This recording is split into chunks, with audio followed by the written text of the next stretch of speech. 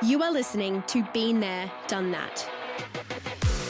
We present some of the smartest people connected to the business of coffee. People who've succeeded in the tough grind of hospitality by staying ahead of the rest. So join us as we explore the secrets to their success and help you accelerate your business. This show is brought to you by the Coffee Commune, where the coffee community comes to collaborate. Enjoy the show.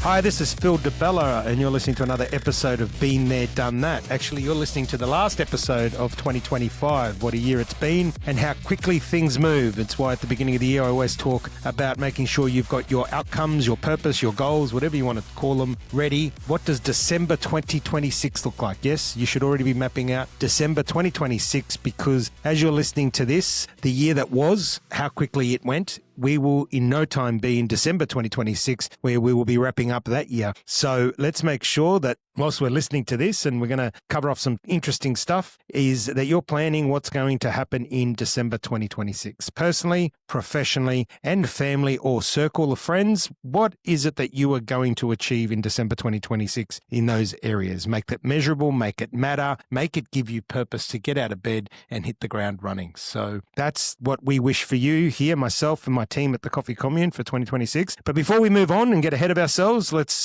do a 2025 wrap-up. And no better person to join me than one of my greatest right-hand men here at the Coffee Commune, Mr. Ray. Let's talk about the year that was. Ray is my general manager of international coffee traders. He's been working with me through the Di Bella days for over 12 years. You've heard him on podcasts. He is one of the country's number one coffee guys in all areas from procurement to blend sourcing to creation to training and just a downright bloody awesome human. Mr. Ray Esat, welcome to the show. It's a pleasure to be here. Thanks, Phil. Firstly, thank you for an amazing year and very productive, another year of growth, a year of learning and another year of focus and determination by you, which I'm forever grateful to have you part of my family. Ray, tell me, if you had to sum up 2025 for the cafe industry in one word, what would it be? 2025 was a heck of a year for cafes. And I think some of the biggest problems weren't economic, they were psychological. So I'd say if I had to sum it up in one word, it was adjustment. Adjustment for cafes in terms of mindset, in terms of product, in terms of identifying who their markets are and how they're selling. It was a lot of recovering from 2024, going, okay, the game has changed. And now 2025 is about adjusting to the change and figuring out what the new normal is, what's working and what's not.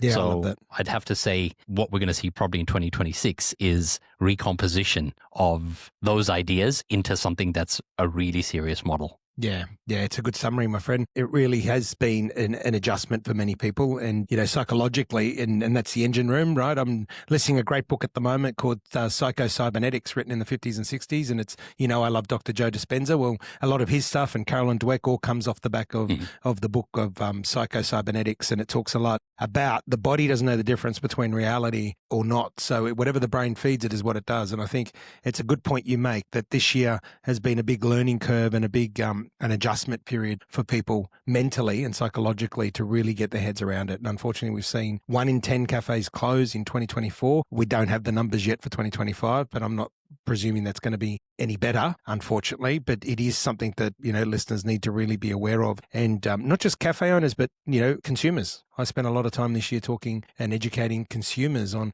when you see a cup of coffee, when you see a milkshake, when you see, a beer at the pub, or when you see a plate of food, 40 to 50% of that is wages. And remember, I always say I don't condone low wages, but the wages bill can only be relative to what the consumer can afford to pay. If the consumer can afford to pay more, then we can pay wages more. If the consumer can't afford to pay a lot, well, then the wages, high wages is going to cripple any business. So just something for listeners to understand that, those cafe and restaurant operators, 40 to 50% of their price on their menu is going directly to staff costs and to be a bit more vigilant. So psychologically, very important. What would you say you learnt the most this year, you personally? That there are no rules. That the rules that we embedded upon ourselves as an industry no longer exist. And everyone, I think, has adjusted to that idea, or at least the cafes that are doing well have adjusted to that idea and are setting their own rules, creating their own spaces, creating their own reason for being.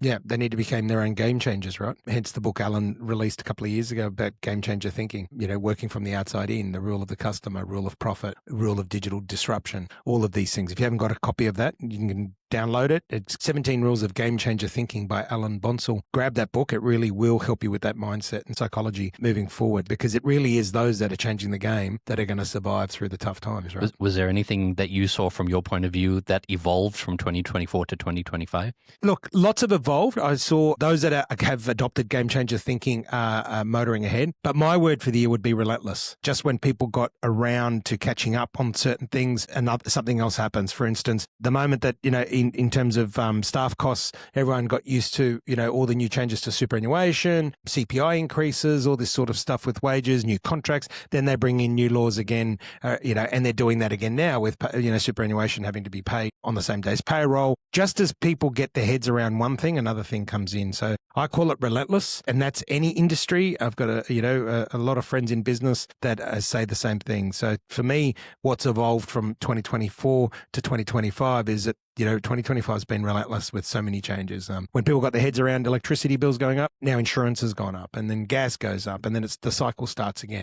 And it's just catch up, and one of the examples I use is here at the Commune. We've grown 75% in 12 months. That's big growth, 75% growth in 12 months, but we're not making any more money. The profit margin is exactly the same as what it was last year. So we've had to grow just to sustain the same output as last year. We've grown 75%, but the bottom line hasn't grown at all. It's stayed exactly the same. So that gives you an idea of how relentless it's been in terms of costs going up. And this is the first time in 36 years that I've been around any type of business. I started working in businesses at 14. I'm 50 now. This is the first time I've ever seen every cost go up all at once, and nobody's immune to it. And I think the only ones that have been fortunate enough to be able to lift their prices in line with the increases is professional services. But anyone that's in a product business that uses product, they've all had to take a margin cut. They've all had to take a haircut, and the consumer needs to be aware of that and be a little bit more understanding. Government needs to be a lot more understanding. As you know, we do a lot of work in that, and we've had a successful year working with government, especially at local and state. Federal, nowhere to be seen, unfortunately, but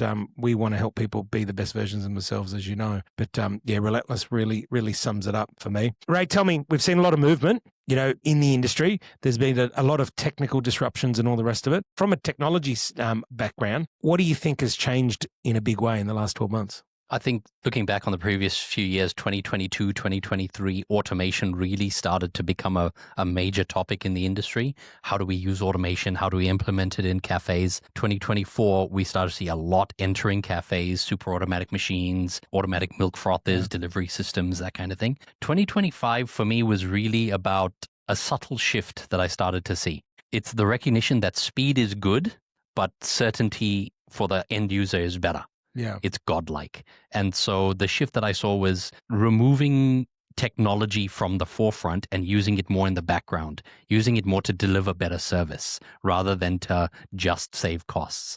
Because I think the initial outlay of technology was kind of like, let's out-automate each other. Yeah. But realistically, cafes have always been about people. So we kind of forgot maybe for a little while that we have to out-human each other. Yeah, I love that. Rather than out-automate each other. Yeah, I love that. I've always said that if you're going to take the barista and the personality of the barista and the interaction away, then the price of the coffee should be half the price, because people aren't just coming out for, let's call it a $6 coffee for a small standard. If you're paying $6 for a coffee, then $3 of that is the wages. And what I mean by the wages is the human connectivity of it. The barista remembering your name, having whether it's a banter with you or, service with a smile, making your day. It's the human element, right? Let's call it. If you don't have that human element and you put too much technology in play or try and, get rid of the barista, which I always say that in a proper specialty cafe, you'll never get rid of a barista. You might go from 3 baristas to 2 baristas or 2 baristas to 1, but there'll never be no barista, because the moment you do that, then the price of coffee just becomes a commodity, because it's not the ingredients of a cup of coffee are the cheapest part of the coffee. It's everything else that costs the most money, right? But I do say one thing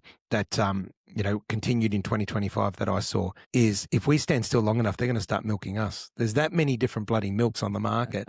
As you know, I walk around in our retail area sometimes and I have a connection.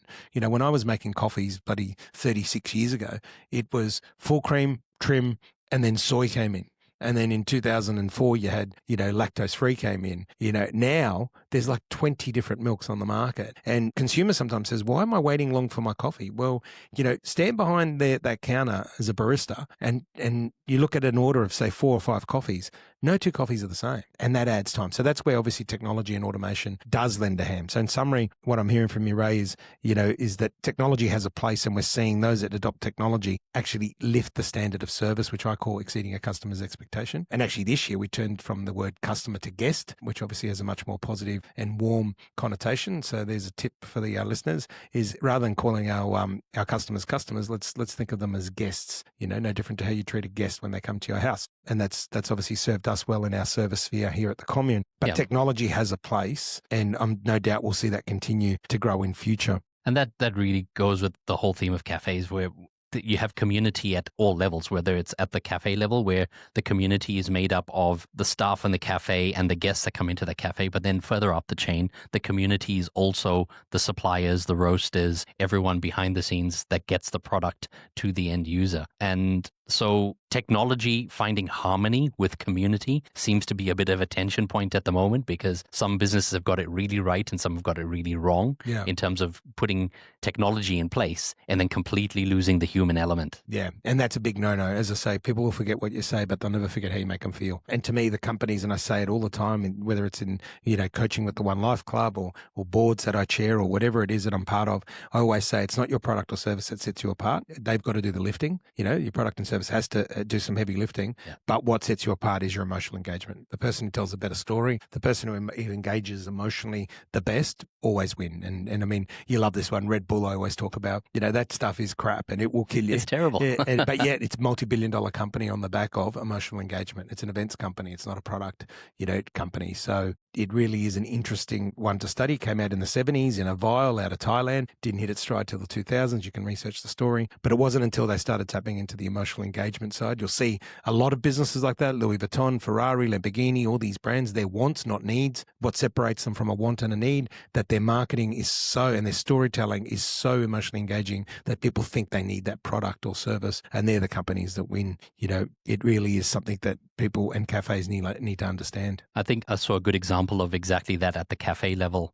One of the roasters that I work with, in his cafe, he implemented something with his staff called First Name Fridays. And that was an initiative with his staff where he said, every Friday, you're going to make an effort to get to know 5 new people in the cafe. You're going to walk up to them, get to know their name, their family, their story, who they are as people, and get to know them by first name so that the next time they come back, you know them by first name. Yeah, isn't that fantastic? We got one of them in the cafe at Commune, haven't we? Tasman loves going around. Big shout out to Tasman. He leads our guest experience for sure. And he's constantly getting 5-star reviews because he goes around and does that. He introduces himself. He asks the kids about their names and what they like, what they don't like. And it really is that human element. So it really is a big tip. And I think, coming back 2025, the cafes that have really, really done well are those that have adopted the human element. What did you see as successful approaches in the cafe industry, whether it was technology, whether it was mindset, whether it was marketing? What were some of the things that worked well this year? Yeah, look, the big standout for me, Ray, is I always say you need to know your numbers. I bang on about it all the time.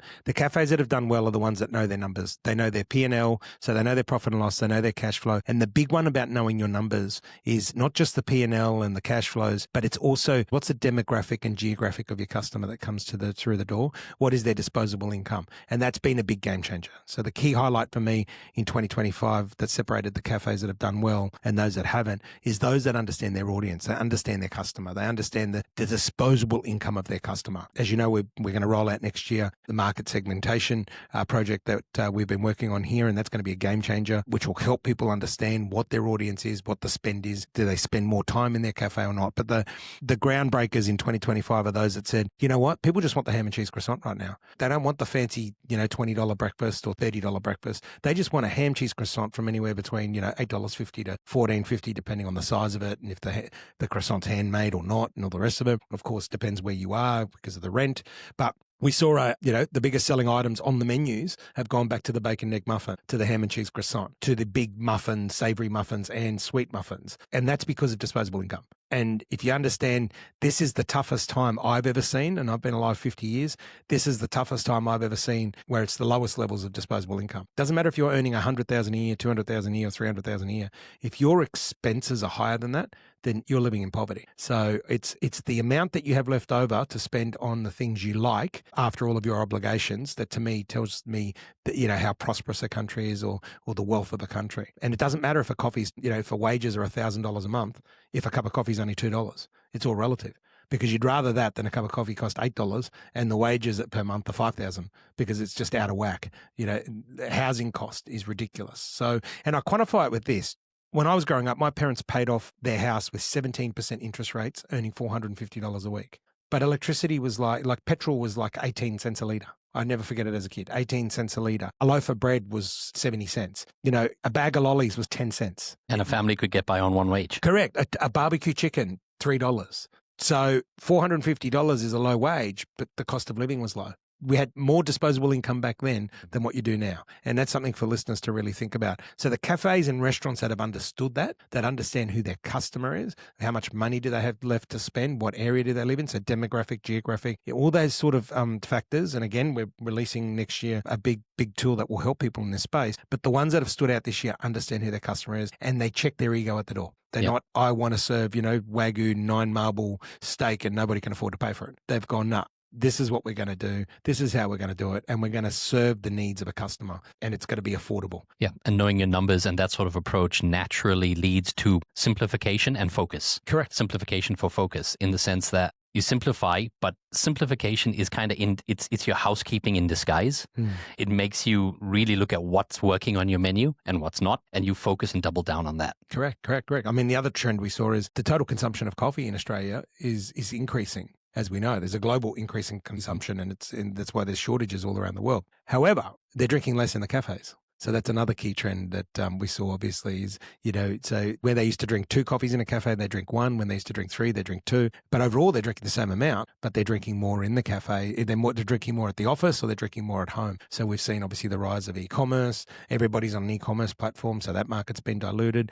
Instant coffee is making a comeback. Instant coffee is making a huge comeback because, of course, the quality of instant, as we know, we're running a few projects in that space, is gone next level, and it's a lot more valued. I don't like the word cheap, but it is better value. And a good quality instant tastes like a drip filter coffee or a long black. So, and hence why the importance, when we come back to what we said before, the importance of a barista engaging, the importance of a cafe and the staff engaging with customers on a human element, because they're not just coming for your product or your price, they're coming for the whole package. And a lot of it will be driven by the emotional connect of your venue.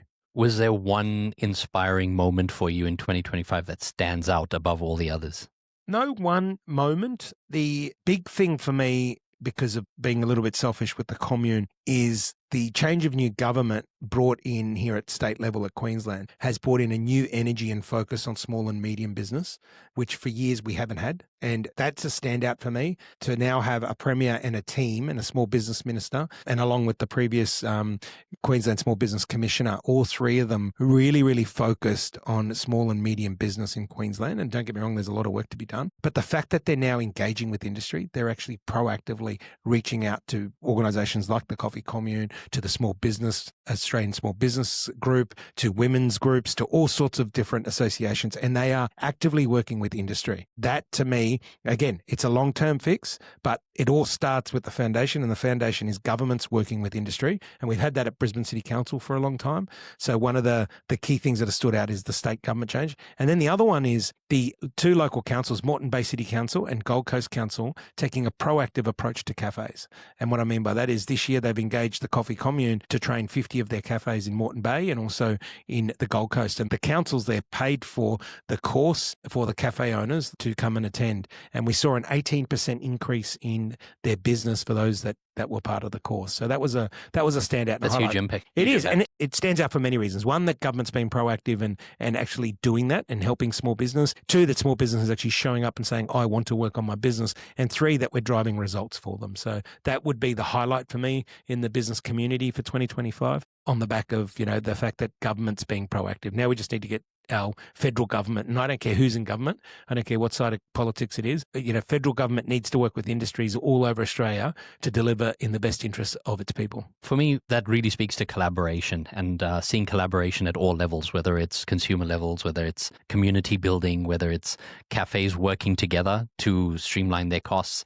I've seen one group of cafes, completely independent cafes, working together to reduce their bills by pooling their purchasing. Yeah. And, they made huge amounts of savings on things like foodstuffs, pastries, And there was no kumbaya about it. There was no ringing bells and celebrating loudly. It was just all behind the scenes. It was quiet, and they just went about their business. But they're making these large steps in their business by working together rather than against each other. Yeah, and it's interesting, isn't it? Because as you know, when we started talking about putting together the Coffee Commune, then you said to me, "What's your dream? What's your vision? What are you seeing that none of us, that you haven't shared yet?" And I said, "A place of," and this was 5 years ago, right? Is a place of collaboration. A place where the community comes to collaborate, which is one of call it tagline brand promise. The Coffee Commune is not a coffee brand, and people get that now. They all thought it was going to be another coffee brand. It's not a coffee brand. It's a facility and it's a community, but it all comes down that it's a place of community. It's a place of collaboration to accelerate your potential. And if you look now, the stories that have come out of here and the business matches we've made and the people we've been able to help that would have gone broke otherwise, that's all been on the back of collaboration. And as you know, this industry and the people that are listening to this that have been in the industry for a long time, you couldn't get two roasters in a room together. Cafe owners didn't want to know each other. You're holding events here now where 50 roasters are in a room, all egging each other on and clapping and cheering and sharing notes and how to accelerate potential. And that's something that obviously you've led the charge with, which I thank you for. But it's also what the Coffee Commune stands for, right? And that's the impact. And as I said, I wanted to build an impact-driven organization.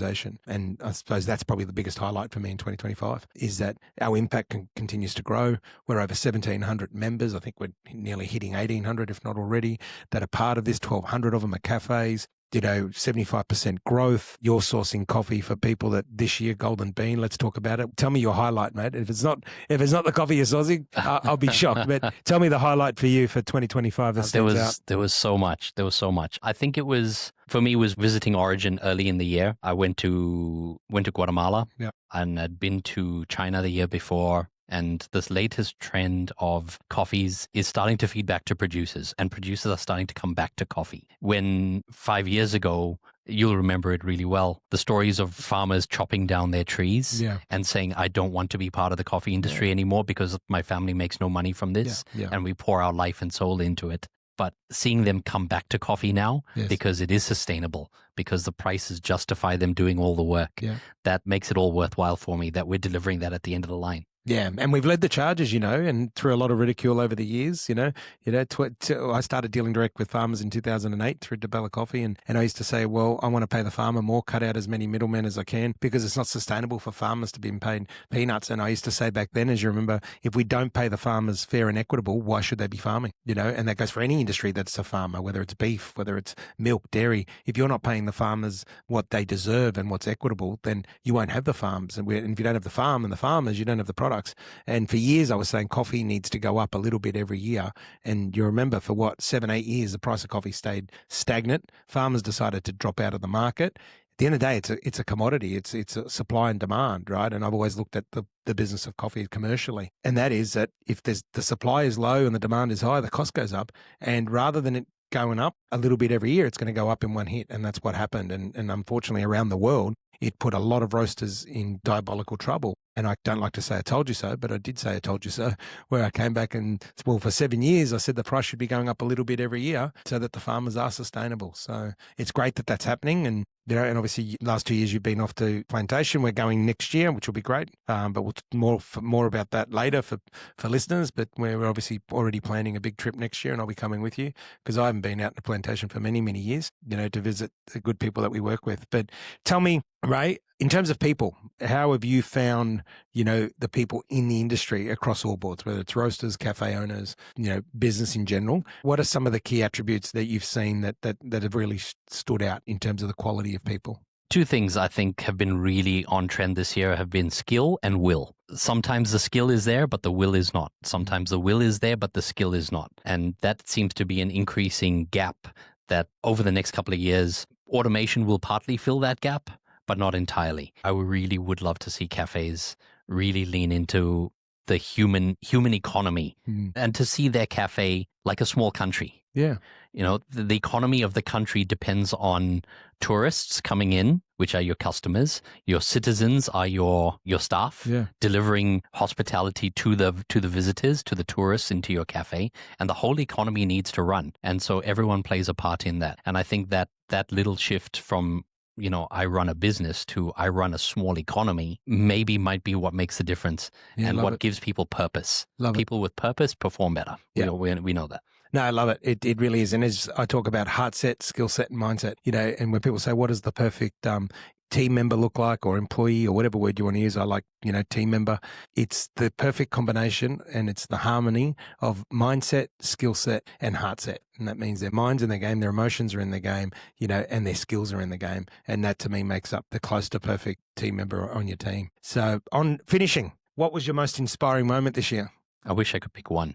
To me, to me, it's impact. The continued impact that this company has had, and when I say company, the company itself, the company of the people, the company of the community, the impact it's had, whether it's working with government, at local or state level, whether it's working with industry associations that we've obviously been very close with, the Small Business Commissioner's Office, the roaster community that we've got over 110 roasters, part of the community, the 1,200 cafes, and the other hundreds of businesses that do business within the hospitality industry. Yeah, to me, if I had to pick one thing, it's the overall impact and reach that we've been able to have as an industry body, because people now do see us as an industry body. I met with the president of the 2032 Games, Andrew Leverous, yesterday, and unbelievable to be invited around the table representing hospitality for the opportunities and procurement opportunities and what's going to happen between now and 2032. An absolute honour, and that I call that impact. That that invite someone like myself around the table representing our community to say, you've got the data, you've got the skill set, you guys know hospitality. We need to be tapping into your expertise, into your community to deliver what we need. So there's going to be a lot of great opportunities for hospitality in Queensland, all of Queensland, from the top of Queensland right down, because it's a Queensland Games. It's the Australian Games, it's the Queensland Games, it's the Brisbane Games. So there's going to be opportunities for a lot of people to partake in. For me, it was really about innovation, I think. The examples that I've seen of innovation throughout the entire supply chain, whether it's from coffee farming, producing new types of coffee that we've never tasted before, right through to roasting and models of roasting that produce coffee better, faster, more efficient, even in cafes that are innovating ways to either do things better or do things in a different way. That level of innovation, I think, will continue into 2026. And you've had some great successes this year, right? Coffee Mentality. Second runner-up in the world. Yeah, runner-up in the world, along with obviously the Coffee Commune. Yourself, you both took out runners-up in the world. He won also Australia's best coffee, I think. In the Sydney Awards. Sydney Awards, one of the Sydney Awards. Yeah, he won Australia's best coffee. And then the Golden Bean competition, you had many medalists and finalists and winners take out awards. I'm humble, but ICT Coffees won gold medals in pretty much every category. There you go. So what that's the support behind the roasters. The roasters do the job of roasting the coffee. Yeah. But you're doing the procurement and sourcing from somewhere. Yeah, and that to me is definitely a highlight. And I know you're a very humble guy, Ray, but as the GM, general manager, and the person who leads the charge at International Coffee Traders, that's massive. That's a big tick, right? And you guys have scored some big accolades this year, and globally, Australia-wide as well, with coffees that you've procured and sourced. So congratulations. And I think that's probably a good note to wrap up the 2025 wrap-up. Again, I thank you for an amazing year and for your dedication, not just to the commune and to myself, but dedication to this industry, because the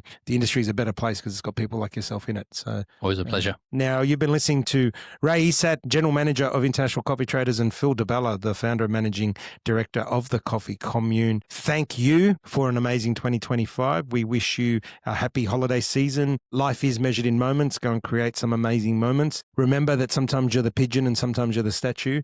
It is not just or real to expect you to everything to fall into place, and it's through the tough times that we learn how to be better. And that's, at the end of the day, all we can ask for is to be better tomorrow than what we are today, and remember that life is measured in moments. So this is Phil Di Bella, Coffee Commune. We are signing out for 2025. I take the opportunity to say thank you, best wishes, and we see you on the flip side. And make sure that you are grabbing those pens and papers and documenting what you want 2026 to look like, so that you can go and be the best that you can be. That's a wrap for today. Keep listening for more episodes of Been There and Done That. The Coffee Commune is here to help accelerate your potential. We want you to be better tomorrow than today. Until next time, you've been listening to Phil Di Bella. I'm the Founder and Managing Director of the Coffee Commune, a place where the coffee community comes to collaborate.